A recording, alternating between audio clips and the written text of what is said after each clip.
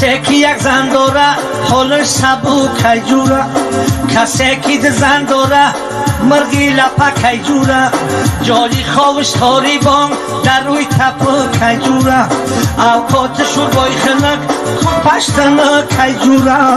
اگر اکر برسم دو در به یک زن بیزی، اگر اکر برسم دو در به یک زن بیزیه.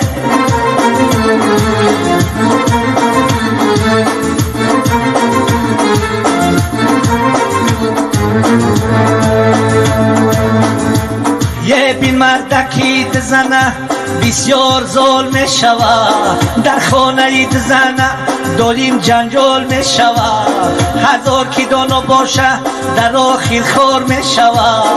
اگر اکر برسم دو در به یک زن بیزی، اگر اکر برسم دو در به یک زن بیزیه.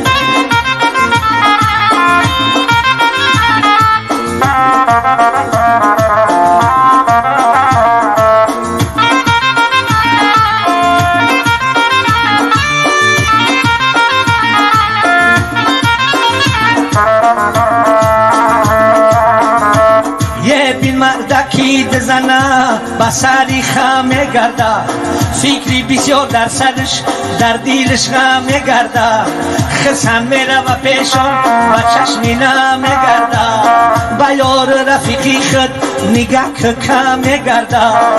اگر اکر برسم دو در به یک زن بیزی، اگر اکر برسم دو در به یک زن بیزیه.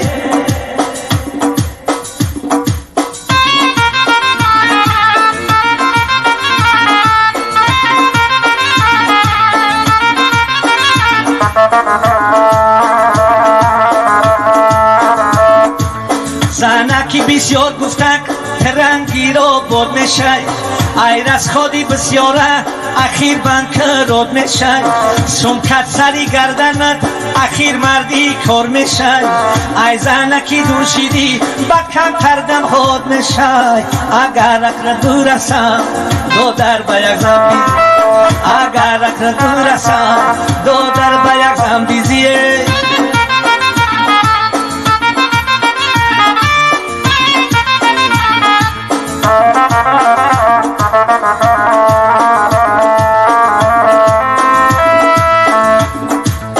ای زنکی دور شدی شلی بکن میزنی، بعد یک ماه گذشتک خانت زنگ میزنی، آوازی زن برامه دلرزیدن میزنی، میگه که سوم روان چختی بد دهد میزنی.